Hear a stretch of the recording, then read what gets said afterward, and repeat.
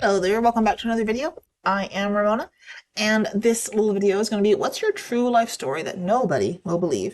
And it's supposed to be serious replies only, so we'll see how serious this is. Ready? All right, attention. Keep in mind the OP of this thread is chosen to mark this post with serious. Okay, I already covered that. So here are the replies. Are you ready? Stories that no one will believe. Falling in love in Paris with this gorgeous woman, then living with her for 3 weeks in this tiny town in Switzerland. I have pictures, and people still don't believe me about the movie quality things we did. Romantic things, not dirty things, but a little of that too. Someone else says they have pictures of it. Well, okay. Next one is I hitchhiked across the country multiple times between the ages of 15 to 22. I have climbed mountains and watched the northern lights. I've slept outside at negative 20 Celsius. I've taken pictures, trains, planes, buses, and boats. I was so hungry one time that I stole a jack-o'-lantern off someone's porch and ate it. I stood in line for almost 2 days to see Star Wars 1, and that would be the prequels. And I hated it so much I walked out halfway through the movie. Ugh, shame on you. I've been banned from entering the US for at least 10 years. There's so much more. And if I had the skill, I would write a book. Now I'm 31 years old. I have a nice little family, and I'm actually pretty boring. So someone wants to know what's the story behind being banned from the US. And they replied with, I wanted to travel more than just to Canada, so I took a train to New York, stayed a few weeks, and went to NC. I started there for 6 months. Then I took off to Florida, Alabama, and Mississippi. I decided that I wanted to go home to Canada.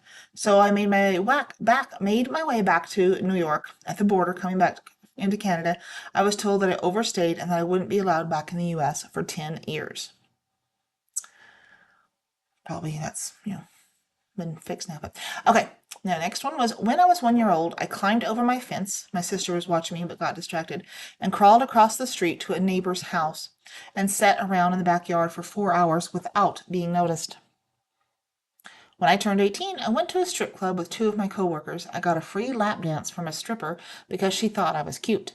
One of my coworkers actually went to the VIP room, ended up spending like $300 during one sitting. He was so horny that common sense went out the window, but at least he got a stripper to on his $25 cargo shorts. Nobody believes me because I don't remember the strip club's name, and I'm not really the type of person to go to a strip club. When I was turned 18, I went to a brothel. The girl was kind enough to let me do her a certain number of 69 without any extra charge because she found me cute and wanted me to reward me for just turning 18. Okay. Now a little more serious here. I had a tumor the size of a clenched fist removed from my sinuses a month before university. Not noticeable. Now, there are no noticeable scars now. When I was a kid, a serial killer had killed my crush and her family while I was talking to her. Well, just at the moment when I asked if she wanted to go to the movies with me. Oof. That's pretty deep.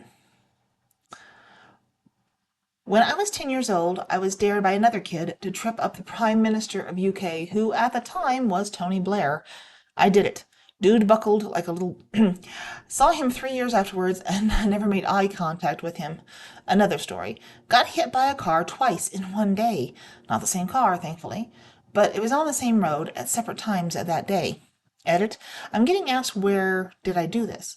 I can't remember the exact location, but it was at a dinner party that my grandparents were invited to. They know people in the government. Cedric the entertainer told me I have a nice butt. I thought he was some random creep until a few people went up to him and asked for autographs and pictures. Just 'cause he's famous doesn't mean he's not a random creep. I lost my V card in Ireland. It was nice. My mom had always been told she couldn't have children.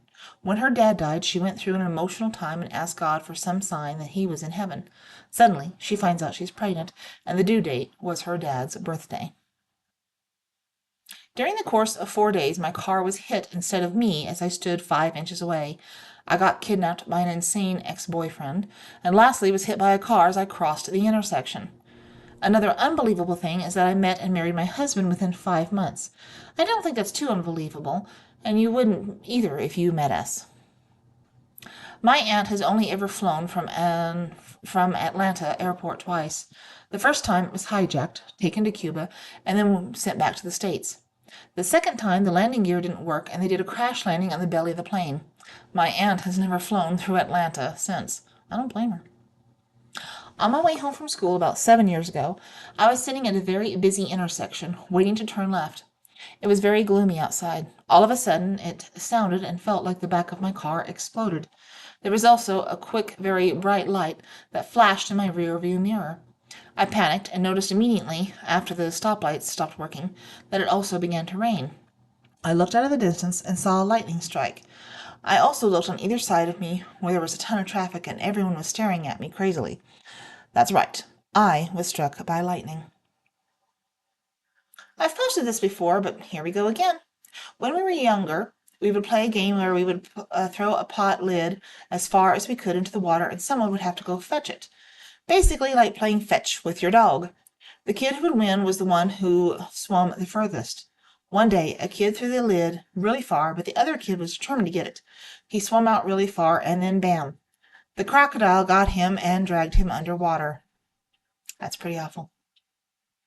I did coke with a midget in Canada. Well, if you're going to do coke with a midget, it better be in Canada. My family has all these connections with Jason Mraz's family because we're from the same area of Virginia he grew up in. My aunt went to high school with him. My mom is friends with his mom because they worked together in downtown Richmond, and my sister went and took a theater class with his niece. I've had numerous wild creatures come up to me at random times with absolutely zero fear. In college, I was walking through the woods that stretched between my dorm and a football field where I parked my car. There was this clearing that overlooked the field, and the track team was practicing. My roommate was a vaulter, so I stopped to watch for a little bit and leaned up against a tree. I had an apple in my purse, and eventually I felt this little nudge. A fawn had come up and was nosing my bag. I stood stock still and just let it sniff me, and I saw a mama deer a few feet away. Very slowly I reached into my bag, and baby bounded away. I took the apple and set it on the ground, then walked away really slowly. After that afternoon, I was cutting through the woods again, and the apple was still there, but with bites out of it. I've also been hiking and had squirrels and bunnies come up to me with no issue. Birds will land near me and not fly away. It's pretty awesome. But because it will only happen when I'm alone, I don't tell anyone. It's like my own little secret that I may actually be Snow White. Someone else says I'm related to someone very famous in Hollywood. I dragged 2 people out of the water a few years ago. I'm not the best swimmer. I just know how to use the waves to get back to shore. I had to yell at them to shut up and do exactly what I told them. They really were freaked out. As soon as I reached the beach, I gave the lifeguard my biggest F you look and went back home. Also, that time me and my friend were outside smoking a cigarette. He threw my lighter back at me. It bounced on my knee and landed right in my hand. No one ever believes us. I have been in 25 car wrecks. I've nearly frozen to death and burned to death in the same night. I've been homeless 3 times. I grew up in a family of 13. I climbed an abandoned forestry tower with a girl once.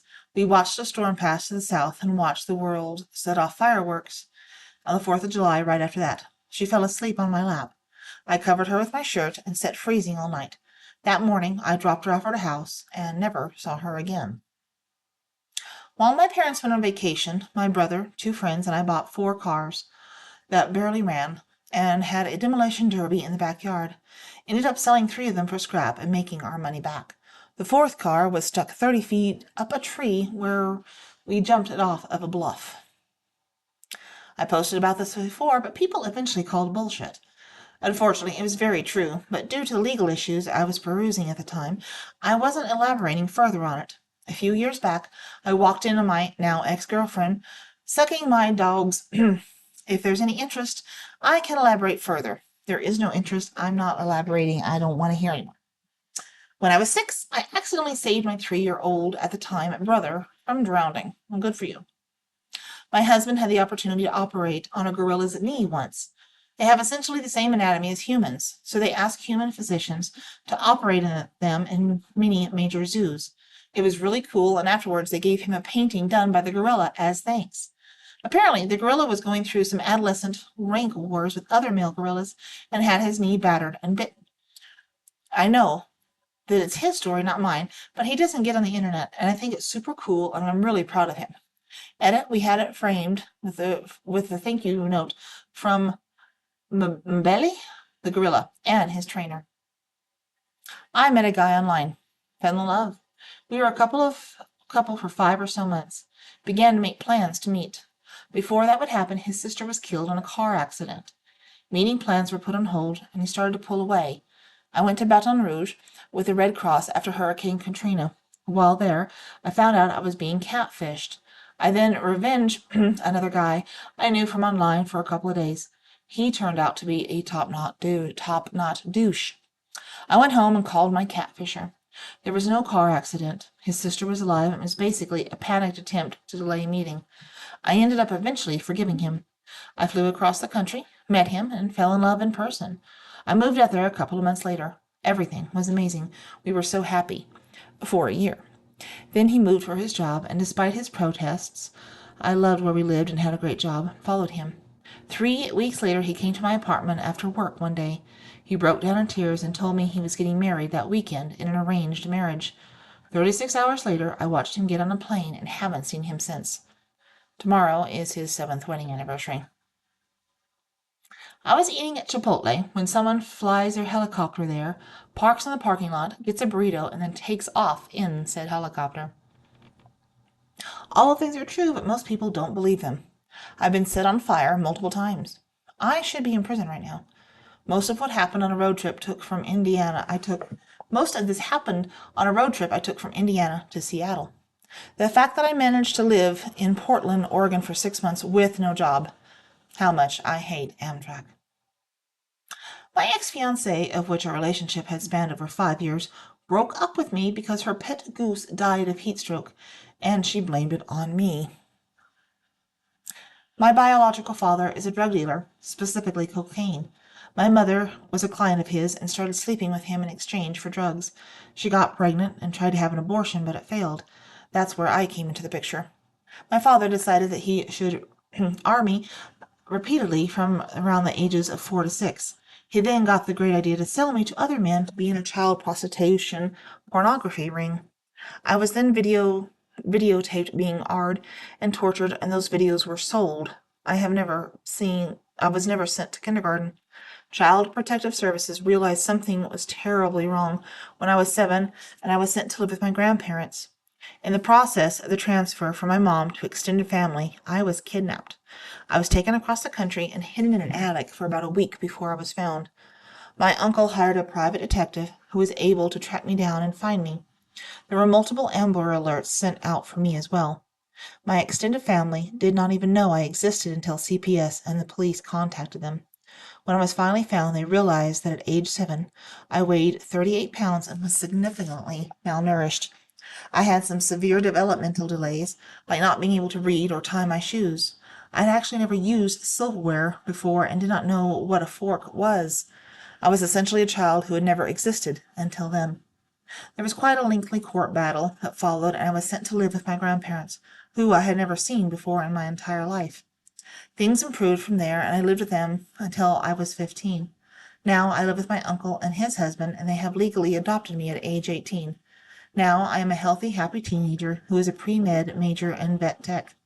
I wasn't supposed to make it, but I did. No one believes how crazy my life was, because of just how normal I am now. Edit. Forgot to mention that my mom was doing meth, cocaine, heavily drinking, and smoking while pregnant with me. It's great not to be mentally damaged from that. Yeah, that's a lot. My intuition is almost a psychic power. Still trying to harness it, but sometimes it scares me how I can predict things are happening. I have been going to college for 2 years now, and since I have attended, 5 students have died. One was murdered in my residence hall by her crazy boyfriend, who did not attend the school, who, by the way, was just sentenced to 25 to life in prison. And the other 4 died from either natural causes or in some sort of accident. I can be seen momentarily in the opening credits of Judge Judy edit. I'm not Bird, but I am not Judge Judy either. Just someone with a very tiny IMBD page. I once had a prostitute pay me, sort of. My car was stolen twice in the same week. I got it back both times. The police didn't do anything because they kept accusing me of loaning out the keys, but I had no friends in town and both my only copies, and didn't do that, so mentioned this before on the sub, but my life is akin to a bad pun at times. I was carrying my skis, slipped on some ice, and fell down. I asked a passing girl if she would lend me a hand with the skis while I got up. She told me she had no arms, and proceeded to wave her empty coat sleeves around as proof. I just kind of fumbled and get up whilst apologizing profusely. She giggled and walked away. I have been to 17 different countries, 23 states, left my sister in Russia by accident, been peed on by a tiger, and met several famous boxers such as Mickey Ward and Evander Holyfield. It's pretty full life there. Okay?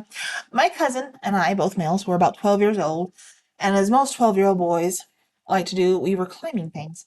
We decided to climb onto the roof of a house, and everything went smoothly.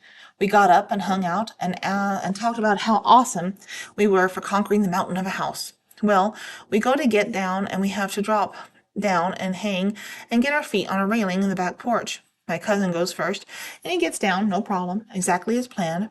So I was feeling confident as ever. I scoot to the side of the house and grab the roof and drop down to hang. Well, my grip wasn't what I thought it was, and I just lost of the house. And I got lost hold of the house, and just like in the movies, landed with one leg on either side of the rail. I just rolled off to my right so that I could land on the deck and would cry in the fetal position, but I didn't realize the grill was right there, so I hit my head on the grill on the way down. I had to go to the hospital because my sack was black and blue, and I had a very nice young nurse who got to scan my balls to make sure there was no serious damage. Luckily, there were no lasting effects, and I can look back at it now and laugh.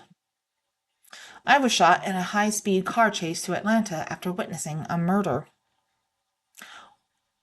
That while I had 8 sexual partners, I have 100% success rate of them asking me to put it in their butt.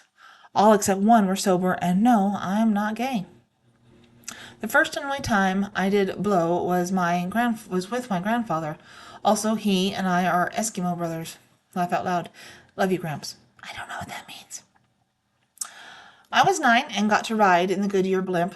Then they let us steer for a minute. My aunt was the secretary for some bigwig at Goodyear. It was amazing because it was over San Francisco. I've said this before and I don't mind saying it again. At the age of 12, the FBI detained me for hacking into 12 different financial institutions in a 5-state radius. I had to get the names of the others who were a part of my group, otherwise they would have destroyed my family. My father was an air traffic controller at the time, so yeah. I got held at gunpoint by the president of the Alumni Association of my high school when I was 17. My friends and I were playing Nerf Assassin, free range. I had a black spray painted Nerf gun. I'm fucking badass. I was chilling at my friend's house in a borderline shady part of town. I was contacted by a mole I had in the other Nerf team that said they were sending a squad to attack me. Whatever. Still got like 10 minutes. 20 minutes later, friends, like I should have. Shit, yeah. Walk outside. It's nighttime, by the way. Black SUV creeping up slowly from behind. No big deal. Walk faster. Car speeds up. Dipset. Jump a wrought iron fist and tear my hoodie. Running through backyards to get to my car. They found it, had it staked out. Can't go back. Call my squad leader. Be there in 20. Lay low. 10-4. Find a nice alleyway. Motion detecting lights go off. No biggie. Chill for 15. Squad leader calls at the exact point. Jet. Car pulls up from behind 10 seconds later. Man jumps out of the car. I'm running to squad leader. Man sees black Nerf gun. Pulls out what seems to be a 9mm weapon. I don't know weapons that well. You fuckers aren't going nowhere. Sits me and my friends down on porch and says the alarm at his wife's dance studio was set off. Behind me, sign says wife's dance studio. Oops. My friend's saying he can't detain us. Dude's got a gun pointed at us. He can detain us. Convince him we were playing a game. He sees we're teenagers. Ask what high school we go to. Shit, I'm the president of the alums at blank high school. Holy shit, start talking. He knows squad leader's parents. Asks me my last name. Finds out he went to grammar school with my aunt for 8 years. What the F? Leave on good note. Still in area. The squad leader pulls over. Tells us to wait in his car while he gets some ice cream. Duh, F. Ming. Let's go. Enough shit has happened tonight. Now I'll be Gucci. Fran and I are not getting out. Sitting in the car when enemy squad spots us. F it. Locked doors, 5 people surround car, try to explain what just happened and that we're done for tonight. Laugh out loud, no. Nice story.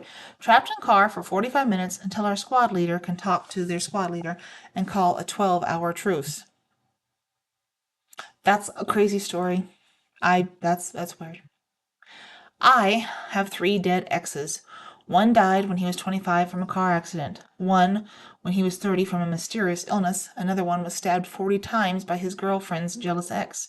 He was 18. I also lost my virginity to a dude with a glass eye who went to jail for R. Someone forced me to pull the trigger to a gun against their head. No bullet, but I didn't know that.